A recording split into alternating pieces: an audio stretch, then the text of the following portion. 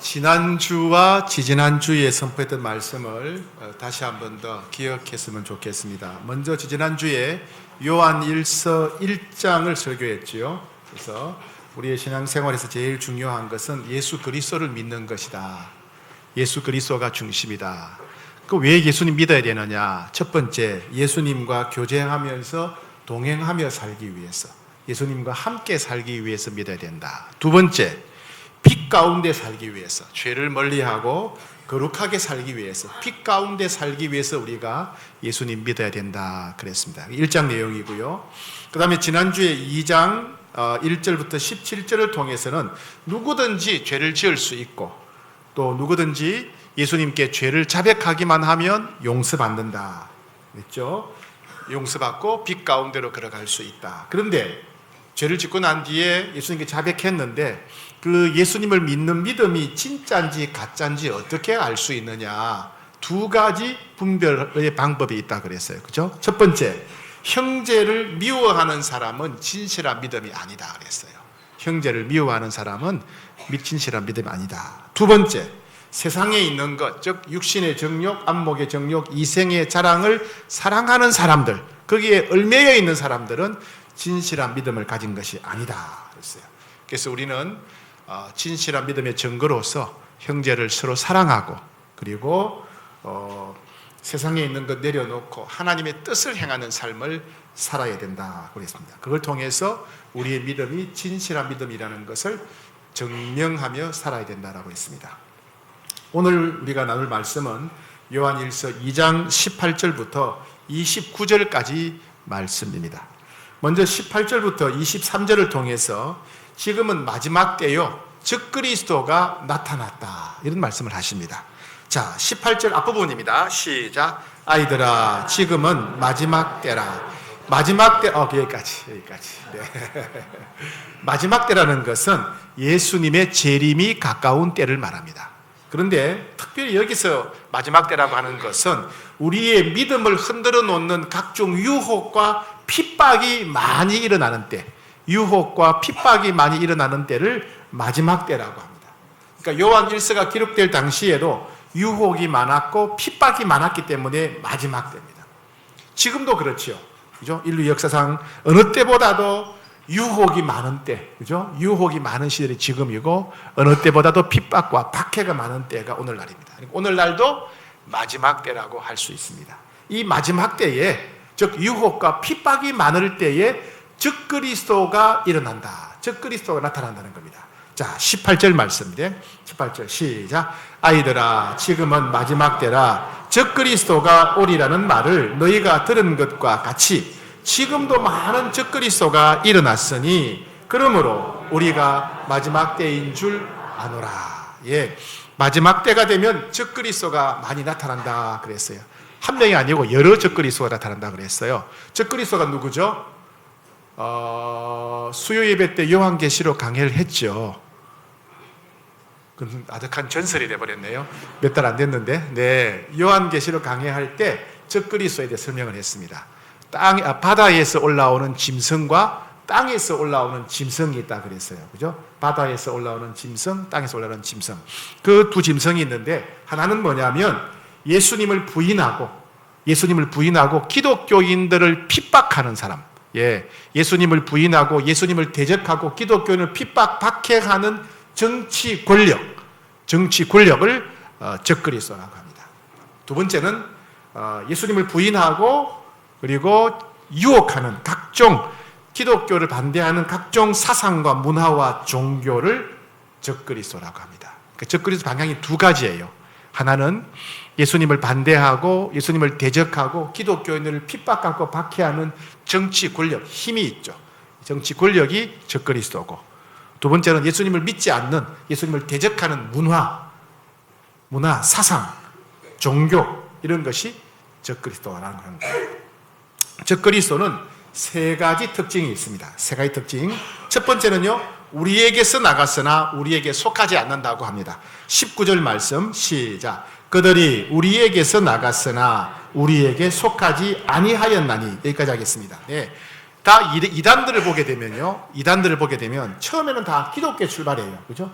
우리도 예수 믿는다, 우리도 교회 다닌다, 우리도 성경 믿는다. 그런데 나중에 보니까 성경을 왜곡하고 예수님 대신에 교주를 믿고, 그죠? 다른 교리를 전파하죠.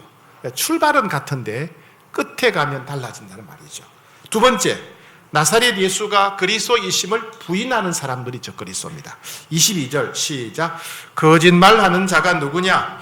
예수께서 그리스도이심을 부인하는 자가 아니냐? 아버지와 아들을 부인하는 그가 저 그리스도니. 네, 예수님이 유일한 구세주가 되신다는 것을 부인하는 사람들, 그리고 예수님이 인간, 완전한 인간으로서 인류를 대표해서 십자가를 지신 그리스도라는 사실을 부인하는 사람들, 하나님이 어떻게 사람이 될 수 있느냐 하면서 완전한 인간으로 오신 예수님을 부인하는 사람들. 세 번째입니다. 세 번째, 예수님이 하나님과 동등한 분이라는 것을 부인하는 사람들입니다. 23절 시작. 아들을 부인하는 자에게는 또한 아버지가 없어되 아들을 시인하는 자에게는 아버지도 있느니라. 이 말씀은 예수님이 하나님의 아들이심을 부인하는 겁니다. 예수님이 하나님일 리가 없다. 예수님은 완전한 사람이다. 완전한 사람이고 예수님은 훌륭한 도덕과 훌륭한 윤리, 훌륭한 선생님이다, 훌륭한 성경학자다, 이렇게 주장하는 사람들이 생긴다는 겁니다. 그러니까 예수님이 완전한 사람일 리가 없다, 예수님 완전 하나님이다, 이렇게 주장하는 것도 문제고, 동시에 예수님은 하나님이 아니고 사람이다, 이렇게 주장하는 것도 문제입니다. 예수님 완전한 하나님이시고 완전한 사람이시죠. 어쨌든 이 적그리스도는 기독교를 부인합니다. 성경을 왜곡시키고 예수님을 부인하고 예수님을 대적하는 그런 사람들입니다. 오늘날 우리 주변에도 예수님을 부인하고 예수님을 대적하는 적그리스도, 다양한 적그리스도가 등장하고 있죠. 대표적인 적그리스도는 이단 사상이라고 할 수 있습니다.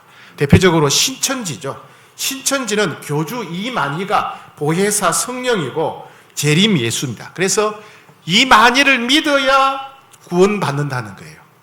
이만희를 믿어야 구원받는다면 예수 믿어가지고는 소용이 없다는 얘기잖아요. 그죠? 그러니까 예수님의 구세주 되심을 부인하는 사람들이에요. 예수님의 구세주 되심을, 예수님을 부인하고 이만희를 믿어야 구원받는다. 이만희가 재림 예수고 이만희가 보혜사 성령이다, 이렇게 가르칩니다. 네. 두 번째는 구원파도, 구원파는 회개가 아니라 깨달음이 있어야 구원받는다. 한번 깨달으면 그 다음부터는 죄를 지어도 괜찮다, 이렇게 주장하는 사람들이에요. 구원파 믿으면 참 좋겠어요. 그죠? 한번 깨달으면 구원받고 나머지는 마음대로 죄를 지어도 되니까. 그러니까 문제죠. 그죠? 거짓이죠. 예. 또 요즘 우리 성동구에 유행하고 있는 게 안상홍 정인회입니다. 안상홍 정인회. 이 안상홍 정인회, 안상홍이라고 하는 교주를 하나님 아버지로 믿는 거예요. 근데 교주가 죽어버렸어요. 죽으니까 그 교주의 부인이었던 장길자를 하나님 어머니로 모시고 있어요. 예. 자기들 교회는 하나님의 교회다 그러고요. 예. 참 웃기는 사람들이죠. 예. 이런 것들이 이단들이 참 문제입니다. 여러분, 우리가 고속버스 터미널에 갈 때가 있고 여기 강변 터미널에 갈 때가 있어요. 그죠? 버스 타러 갔을 때 어떤 버스를 탑니까? 제일 새 차, 반짝반짝하는 새 차 탑니까? 아니면 제일 빨리 출발하는 차 탑니까? 아니죠. 그죠? 목적지가 중요해요.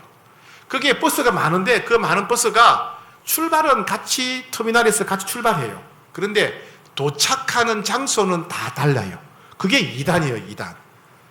처음에는 교회에서 하는 것 같고, 처음에는 성경 공부하는 것 같고, 처음에는 예수 믿는 것 같은데 끝에 가면 이상한 곳에 도착하는 거예요. 이상한 곳에 교주를 숭배하게 되고, 그렇죠? 그러니까 그들은 출발은 같았는데 도착해 보니까 천국이 아니라 지옥인 차를 탄 사람들이죠. 예. 이슬람교도 마찬가지인데, 이슬람교에서는 나사렛 예수님을 하나님 메시아로 가르치지 않습니다. 그냥 선지자, 아브라함이나 이사야와 같은 훌륭한 선지자였다. 박해를 받아서 억울하게 죽었다. 그러니까 예수님만 믿어야 죄 용서받고 예수님 믿어야 구원받는다는 것하고는 다른 거죠. 그러니까 예수님을 부인하는 거죠. 예. 북한이나 중국이나 인도나 네팔을 위시해서 기독교를 탄압하는 정권에서는 예수님을 메시아로, 구세주로, 그리스도로 인정하지 않습니다. 서양의 신화라고 해요. 여러분, 그리스 로마 신화, 사람들이 꾸며낸 재미있는 옛날 이야기, 그리스 로마 신화처럼 서양의 신화에 나오는 사람이 나사렛 예수다, 꾸며낸 이야기다, 이렇게 하죠. 그래서 기독교는 백해무익하다, 반사회적 집단이다, 반국가적 집단으로 간주합니다. 그래서 마치 전염병을 박멸하듯이 기독교인들을 핍박하고 박해하려고 하는 이런 정권, 이런 탄압 정권이 바로 적그리스도라고 할 수 있습니다. 우리 주변에는 적그리스도와 같이 예수님의 구세주 되심을 부인하거나 경멸하는 사람들이 많습니다. 그들은 예수님께 예배드리는 행위를 참 어리석고 한심한 행동이라고 생각합니다. 그들은 예수님께 예물을 올려드리는 것을 한심하다고 주장합니다. 그들은 예수님께 기도하는 것을 사람이 불안하고 사람이 나약하기 때문에 기도하는 것이라고 큰소리칩니다. 그들은 예수님의 재림과 천국을 소망하는 것은 허망된 착각이라고 말합니다. 그런데 문제는 우리가 그런 이야기를 자꾸 듣게 되면, 그런 사람을 자주 만나게 되면 우리의 믿음이 흔들리기 시작한다는 거예요. 여러분 혹시 라면 좋아하십니까? 갑자기 배가 고파지네요. 가끔 저도 라면 먹을 때가 있는데요, 저는 라면을 먹을 때는 항상 너구리 라면을 먹어요. 옛날부터 너구리 라면을 좋아했어요. 그런데 내가 너구리 라면을 먹고 있는데 자꾸 다른 사람들이 이걸 보고 그 라면은 짬뽕 라면이라고 그러는 거예요. 말도 안 되는 소리죠. 한두 백이 아니고 다수의 사람들이 그건 목사님 그건 짬뽕 라면이에요 그런단 말이죠. 다수가 미친 것 같아요. 그런데 다음 날도 와가지고 그건 짬뽕 라면입니다 그러는 거예요. 다음 날도 여러 사람이 와가지고 그거는 짬뽕 라면이다 그러는 거예요. 이 자꾸 이게 반복되면 제가 흔들리는 거예요. 이게 짬뽕 라면인가? 짬뽕 라면을 내가 혼자 너구리 라면으로 착각하고 있었나? 이렇게 되는 거예요. 그죠? 이 일이 반복되면 나도 그게 짬뽕 라면이라고 생각하게 되는 거예요. 그죠? 누구를 자주 만나느냐가 중요해요. 어떤 사람을 자주 만나느냐가 중요해요. 어떤 소식을 자주 듣느냐가 중요한 거예요. 어떤 유튜브를 자주 보느냐가 중요한, 어떤 책을 많이 읽느냐가 중요한 거예요. 아무리 유명한 연예인이 운영한다고 하더라도 그게 옳은 게 아니에요. 연예인 나오면 이게 맞겠지 하고 따라가는 거예요. 그러면 연예인 손잡고 지옥 가는 거예요 그냥. 연예인 손잡고 지옥 가면 좋을까요? 아무리 남들이 많이 보고 조회수가 엄청나게 높다고 하더라도 이게 옳은 게 아니에요. 잘못하면 남들과 함께 단체로 지옥 갈 수 있는 거예요. 그렇죠? 잘 분별하셔야 됩니다. 무료로 성경 공부 시켜준다. 신천지에서는 복음방이라고 하는 곳에 가서 무료로 성경 공부 시켜준다. 우리 얼마나 좋아요. 야, 무료로 성경 가르치구나. 그럼 넘어가는 거예요. 그래서 어디에서 교회 밖에서 성경 공부한다, 좋은 집회한다 그러면 반드시 교회에 전화해가지고 목사님들한테 물어보세요. 목사님 이런 집회에 있는데, 이런 데 가면 큐티 나눔 한다는데, 이런 데 가면 성경 공부한다는데 가도 됩니까? 물어보세요. 그 목사님 알아보고 좋으면 그 좋은 곳이니까 가도 됩니다. 아니면 그 위험합니다. 알려줄 거 아니에요. 그죠? 누가 여러분들한테 책을 보내거나 유튜브 주소를 보내거들랑 좀 미심쩍다 싶으면 교회에다 전화하세요. 물어보시면 되는 거예요. 그죠? 그렇게 하셔야 됩니다. 자, 그러면 적그리스도가 이렇게 우리를 공격하는데 우리는 어떻게 해야 적그리스도의 공격에서 이겨낼 수 있겠습니까? 어떻게 해야 핍박과 유혹의 공격을 이겨낼 수 있겠습니까? 적그리스도의 공격에서 이겨내려는 길에 대해서 24절부터 27절까지 세 가지를 말씀하십니다. 세 가지. 첫 번째, 처음에 들은 약속의 말씀을 굳게 붙잡아야 된다라고 말씀하십니다. 자, 24절, 25절 말씀입니다. 24절, 25절 시작. 너희는 처음부터 들은 것을 너희 안에 거하라. 그가 우리에게 약속하시는 것은 이것이니 곧 영원한 생명이라. 처음에 들은 것을 붙잡아야 된다. 처음 들은 게 뭐예요? 예수 믿을 때 들었던 복음. 예수 믿을 때 들었던 복음. 너희는 복음을 붙잡아야 된다. 그리고 성경을 붙잡아야 된다. 복음과 성경을 붙잡아야 된다. 각종 유혹이나 이단을 이겨내려면 복음을 붙잡아야 되고 성경을 붙잡아야 된다. 왜? 이단들은, 유혹들은요, 복음을 왜곡시키고 성경을 잘못 해석하기 때문에 그런 거예요. 보석 감정사라고 있습니다. 보석 감정사. 이 보석이 진짜인지 가짜인지 분별해내는 전문적인 직장인을 보석 감별사라 그래요. 이 사람들은요, 감정사. 이 사람들은 어떻게 하냐면 진짜 보석을 자꾸 들여다보고 연구하는 거예요. 진짜를 자꾸 보다 보면 조금만 다른 가짜가 나오면 이 가짜네 금방 안다는 거예요. 은행에서 마찬가지예요. 은행에 또 위조 지폐 때문에 문제가 많죠. 그죠? 은행 직원들한테 위조 지폐를 분별해내는 능력을 가르치는데 그게 뭐냐면 진짜 돈, 우리 말하면 신권이죠. 신권을 계속 보게 만드는 거예요. 증거를 계속 들여다보다 보면 조금만 다른 게 없고 이거 가짜네 이거 금방 안다는 거예요. 그러니까 가짜를 보면 안 되고 진짜를 자꾸 봐야 뭐가 가짜인지 금방 알 수 있는 겁니다.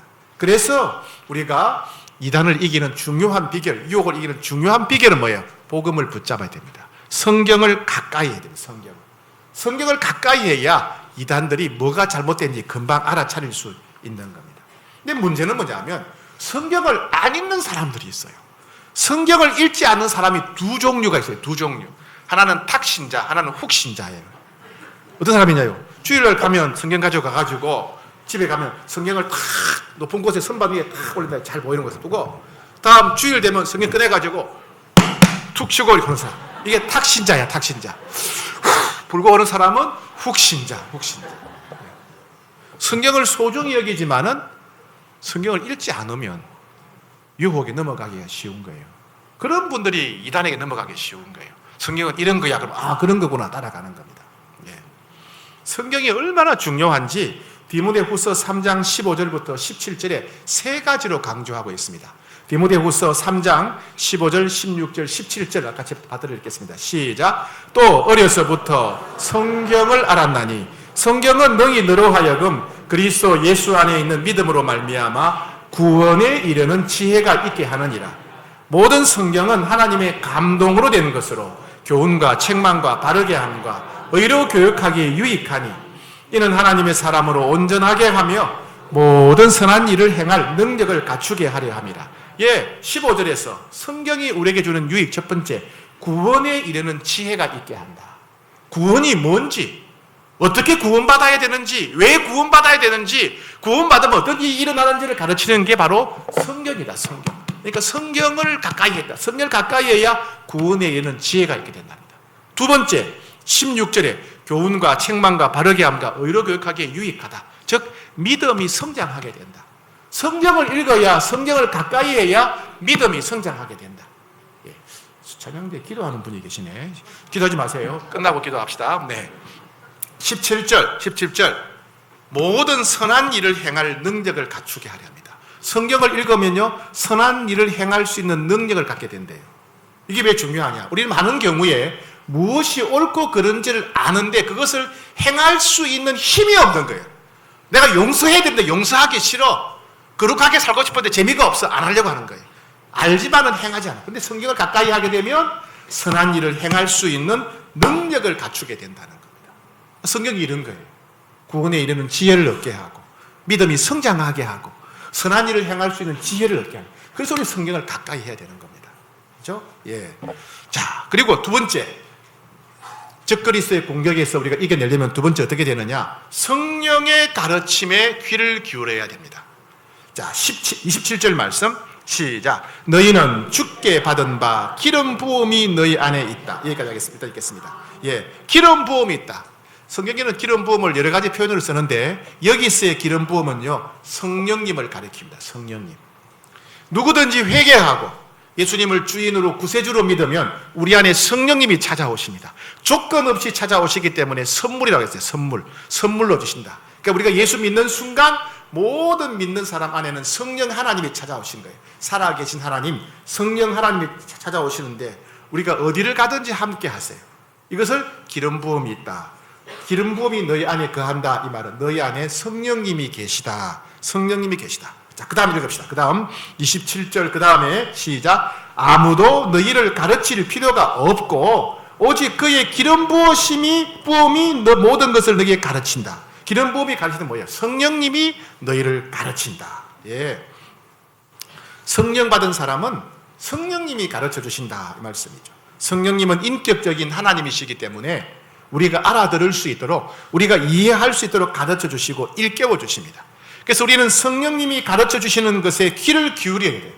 우리는 성령님이 가르쳐 주시는 것을 믿음으로 붙잡아야 돼요. 그럼 성령님이 언제 우리에게 가르쳐 주십니까?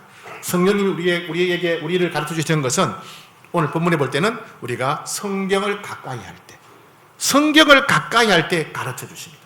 성경을 통독할 때, 또 큐티할 때, 설교를 들을 때, 성경을 암송할 때 성령님이 우리를 가르쳐 주세요. 원래 성경을 기록한 것은 사람입니다. 사람. 모세라든가 다윗이라든가 뭐 에스라라든가 바울이나 마태 이런 사람이 기록했는데, 그분들이 성경을 기록할 때 성령님께서 그들에게 신령한 감동을 주셨어요. 성령님이 그들에게 신령한 감동, 영감을 주셨기 때문에 성경의 진짜 저자는 성령님이라고 할 수 있죠.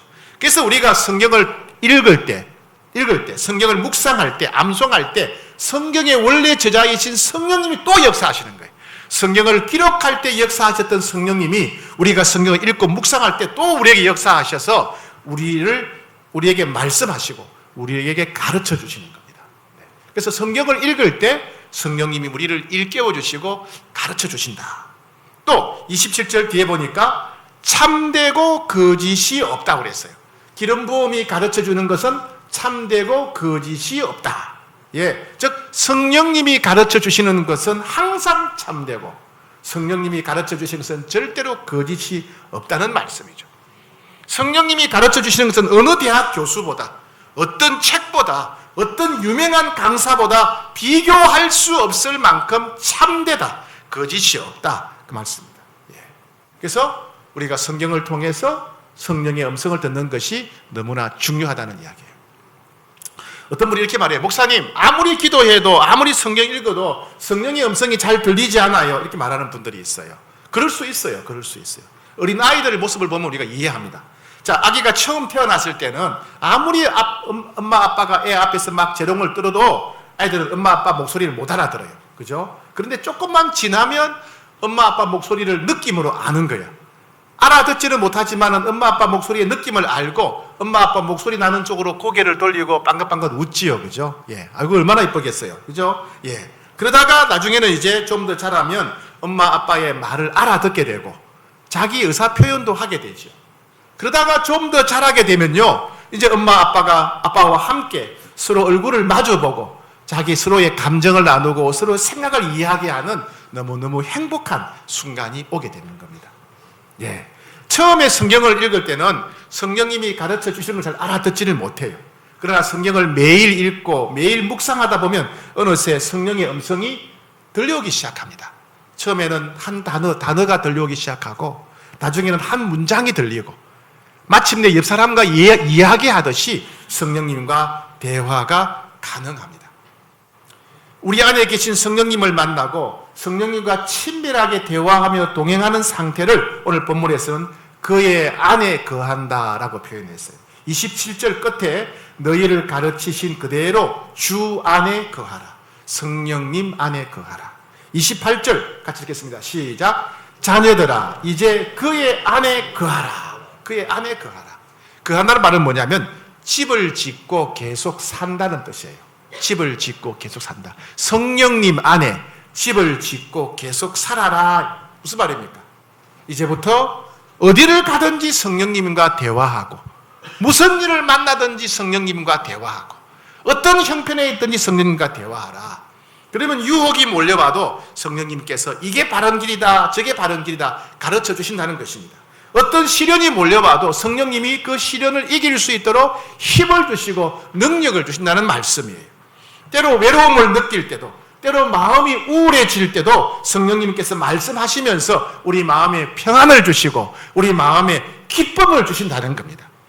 오직 성령님 안에 거하는 자, 즉 성령님과 친밀히 동행하는 자들만 누릴 수 있는 특별한 은혜라고 할 수 있겠습니다. 혹시 여러분 중에 이순신 장군 만나고 오신 분이 있습니까? 아니면 세종대왕하고 차팅하신 분 계세요? 우리는 이순신 장군을 만나본 적이 없어요. 그죠? 예, 그냥 책을 통해서 알거나 드라마나 영화를 통해서 우리는 들었을 뿐이에요. 그런데 부모님은 달라요. 우리 부모님은 우리는 각자가 체험하고 경험했죠. 우리 친구들, 우리가 직접 만나고 대화했어요. 그죠? 예. 이순신 장군, 세종대왕을 아는 것은 머리로만 아는 거예요. 머리로만. 내가 직접 만나지 못하고 간접적으로, 지식적으로만, 피상적으로만 아는 거예요. 대화할 수가 없죠. 그런데 우리가 하나님을 안다, 성령님을 안다고 하는 것은 우리가 체험한 거예요. 직접 경험한 거예요. 그죠? 대화한 거예요. 대화한 거예요.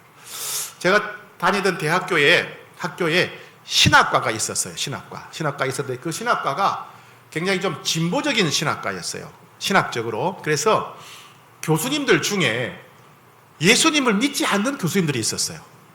진짜요. 목사에도 목사.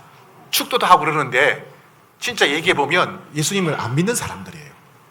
그럴 수가 있어요. 그럴 수가 있어요. 근데 그런 분들이 강의를 하면 신학과에 들어온 학생들이 믿음을 잃어버려요. 목사 아들인데도. 예. 좀 위험하죠. 그죠? 저도 그런 분들의 수업을 들은 적이 있는데 저는 괜찮았어요. 왜요? 그분은 저보다 훨씬 똑똑해요. 저보다 아는 게 많아요. 저보다 훨씬 논리적이에요. 근데 분명한 것은 학교 오기 전에 저는 큐티하면서 성령님 만났거든요. 내가 만났는데 없다 그러니까 무슨 말이 됩니까? 그죠? 내가 만나고 왔는데, 내가 아침에 만났는데요? 아침에 대화했는데요? 아침에 기도하니까 응답하셨는데요? 제가 뭐 다 설명할 수는 없지만은 교수님이 뭐라고 하든지 간에 나는 만났다 이거예요. 아무리 뭐라 그래도 우리 아버지 계신데요? 우리 친구 있는데요? 그죠? 내가 만난 것은 누구도 부인할 수가 없는 겁니다. 그죠? 그래서 하나님을 인격적으로 만나고 하나님과 친밀하게 교제하는 사람은 적그리스도의 공격에서 이겨낼 수 있습니다. 유혹에서 이겨낼 수 있는 것입니다. 자, 적그리스도의 전쟁에서 이기려면 세 번째, 의를 행하는 삶을 살아야 됩니다. 의를 행하는 삶. 29절 말씀, 29절 시작. 너희가 그가 의로우신 줄을 알면 의를 행하는 자마다 그에게서 난 줄을 알리라. 이것을 쉽게 번역한 현대어 성경을 보게 되면 우리는 하나님께서 언제나 선하고 아름다운 분이시라는 것을 압니다. 그러므로 바른 일을 행하는 자, 선하고 의로운 일을 행하는 자 역시 하나님의 자녀라는 것을 알게 됩니다. 그러니까 하나님을 믿는다면 선하고 거룩한 삶을 살아야 된다. 빛 가운데로 살아가야 된다. 하나님을 믿는다고 하면서, 하나님을 믿는다고, 예수 믿는다고 하면서 빛 가운데로 살지 않는 사람, 타락한 인생을 사는 사람은 그 예수 안 믿는 거라는 얘기예요. 이단들의 특징을 보세요. 이단의 특징. 전부 다 도덕적, 윤리적으로 타락했어요. 우리나라의 각종 이단들을 보세요. 예. 거짓말, 밥 먹듯이, 숨 쉬듯이 합니다. 거짓말. 예. 그리고 그 안에서 폭력이 있어요. 폭력. 돈 횡령, 찌르지 않은 헌금을 가로채요. 땅 사고 날리고. 그리고 성적 타락. 예. 이단들 속에 들어가면 다 성적으로 타락해 있어요. 그게 뭐예요? 성령님을 만난 적이 없다. 하나님을 모른다는 증거라는 이야기입니다.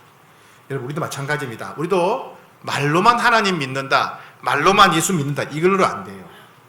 우리가 진짜 하나님 믿는다면 하나님 믿는 자답게 하나님처럼, 예수님처럼 선하고 의로운 삶을 살아야 돼요. 그것이 우리 믿음을 증명하는 겁니다. 네. 믿음을 증명하는 삶을 살아야 돼요. 여러분, 가정에서 내가 익숙한 대로, 내가 편한 대로 살면 안 되고 성경에 기록된 대로 여러분 아내를 사랑하셔야 돼요. 아무도 아멘 안 하시네. 오늘 왜 이러시나? 처음부터 다시. 여러분, 가정에서 생활할 때 내가 익숙한 대로 편한 대로 살면 안 되고 주님이 성경에 말씀하신 대로 아내를 사랑하며 살아야 됩니다. 여성들한테 물어봐야 돼요. 우리 가정에서 살 때 내가 익숙한 대로 편한 대로가 대로가 아니라 성경에 기록된 대로 남편을 사랑하며 살아야 됩니다. 조금 더 큰데 부족하네요. 여러분, 그 굉장히 불쾌한 모양인데요. 억울하세요? 성경대로 남편 사랑하면 억울하세요? 성경대로 아내 사랑하면 기분이 언짢으세요? 아니잖아요. 그죠? 그렇지 않으면 여러분 믿음이 없는 거예요. 예수 믿는 사람은 성경대로 살아야 돼요. 어디서? 가정에서 성경에 기록된 대로 아내로서 남편을 사랑해야 돼요. 성경에 기록된 대로 가정에서 아내를 사랑해야 돼요. 가정에서 믿음을 증명해, 교회에 와가지고 맨날 찬송 부르고 뭐 하고 이게 중요한 게 아니고, 이건 믿음이 아니에요. 믿음 중요하지만은 진짜 내 믿음을 증명하는 곳은 가정이에요, 가정. 여러분, 직장에서 성경에 기록된 대로 정직하게 살아야 돼요. 겸손하게 살아야 되고, 온유해야 되고, 빛이 되고 소금이 돼야 됩니다. 직장에서 믿음을 증명해야 돼요. 세상에서 살아갈 때에 예수님이 언제 재림하시더라도 부끄럽지 않도록, 놀라지 않도록 우리 살아야 됩니다. 그죠? 예. 우리가 빛 가운데로 살지 않으면, 제대로 살지 않으면 적그리스도의 공격과 유혹에 금방 넘어지게 돼요. 하와가 선악과를 따먹는 순간 남편에게 죄를 짓게 하잖아요. 아담이 선악과를 따먹는 순간 아내를 보고 이 여자 때문이라고 아내를 비난하고 불신하잖아요. 그죠? 예. 우리가 죄를 짓게 되면 다 넘어지게 되는 겁니다. 예. 그래서 우리는 삶을 통해서 믿음을 증명해야 돼요. 내가 예수 믿는다. 예수 믿는 사람이다. 하나님의 사람이다. 가정에서 증명하고, 직장에서 증명하고, 혼자 있을 때나 남들과 함께 있을 때나 믿음을 증명하는 삶을 살아야 돼요. 주님이 언제 재림하시더라도 부끄럽지 않고 두렵지 않도록 할렐루야 찬송하며 주님 맞이하는 삶을 살아야 되는 겁니다. 어떤 목사님이 딸이 하나 있었는데 딸이 이제 미국에 어학연수를 가게 되었대요. 어학연수 가게 되면 생활할 곳이 있어야 될 거 아니에요. 그래서 홈스테이라고 해서 미국 현지인의 가정에 들어가서 우리 식으로 말하면 하숙을 하는 거예요. 하숙.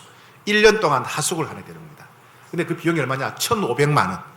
우리한테는, 목사님한테는 큰 돈이지만은 현지에서는 그게 좀 굉장히 저렴한 거라고 합니다. 굉장히 저렴하게 1년 동안 하숙하는데 1,500만 원을 이제 미리 보내요. 미리 보내놓고 이제 딸이 미국 가려고 하는데 알아보니까 그 집 주인이 몰몬교 교도인 거예요. 몰몬교. 이단에 빠진 사람인 거예요. 그 사람들은요, 한국 사람 오면 전도하려고 또 잘해줄 거 아니에요. 그죠? 계란 후라이 1개 줄 건데 막 2개 주고 이러고. 그럼 그 딸은 자기는 계란 후라이 2개 주니까 이건 좋은 분이구나 그러고 그 사람들 따라갈 수도 있는 거잖아요. 위험한 상황이죠. 어떻게 하느냐? 여러분은 1,500만 원 보냈지만은 포기하고 그 딸은 어학연수를 포기했다는 겁니다. 예. 여러분, 믿음대로 사는 일은 쉽지 않지만은 그 길밖에 없어요. 그 길밖에. 말씀대로 순종하는 길밖에. 성령님이 가르쳐 주시는 길밖에 없어요. 그 길을 살아가야 됩니다. 빛 가운데로 살아가야 됩니다. 말씀을 정리합니다. 여러분, 우리 때도 마지막 때입니다. 악한 영은 여러 가지 모양으로 우는 사자같이 우리를 핍박하기도 하고 광명한 천사같이 여러 가지 모양으로 우리를 유혹합니다. 바로 적그리스도의 공격이죠. 첫 번째, 처음 들은 복음, 하나님의 말씀을 굳게 붙잡아야 됩니다. 굳게 붙잡아야 돼요. 지금은 정보 과잉 시대입니다. TV나 유튜브를 통해서 가짜 뉴스가 얼마나 많이 나옵니까? 적그리스도도 TV를 이용하고 유튜브를 이용해요. 예. 이거 새로운 거다. 이거 참신한 거다. 이거 신기한 거다. 이게 진짜다. 예. 이거 유명한 사람도 믿는다. 예. 다시 우리는 성경으로 돌아가야 돼요. 우리 작년에 뭐 했죠? 성경 통독. 지금 다 하고 있습니까? 작년 우리가 전 교인들이 100일 성경 통독 3회 했잖아요. 다시 하세요. 다시. 또 다시 성경 읽으셔야 됩니다. 예, 다시 성경 읽으셔야 됩니다. 그리고 꼭 큐티 하셔야 돼요. 큐티 할 때 하나님 음성을 잘 들을 수가 있어요. 그리고 작년에 우리가 통독했던 성경 100일 통독을 3번 했던 중요한 비결 중에 하나가 혼자 한 것이 아니라 같이 했기 때문이잖아요. 그죠? 같이 했고. 큐티도 같이 해야 돼요. 그래서 각자 큐티하고 난 다음에 요즘 카카오톡을 통해서 옛날에 우리 완독 올리듯이 큐티하면서 하나님 음성을 들은 것을 나누면 좋겠어요. 그러면 서로 격려가 되고 도전이 되죠. 사랑방별로 큐티 나눔을 하시고 마을 모임별로 하시고 교사회별로 찬양대별로 찬양단별로 큐티 나눔방을 만드시고 큐티 나눔을 해서 서로가 다 함께 큐티하여서 성령의 음성을 들으며 살도록 우리가 격려해야 됩니다. 두 번째, 성령의 음성에 귀를 기울이는 삶을 살아야 돼요.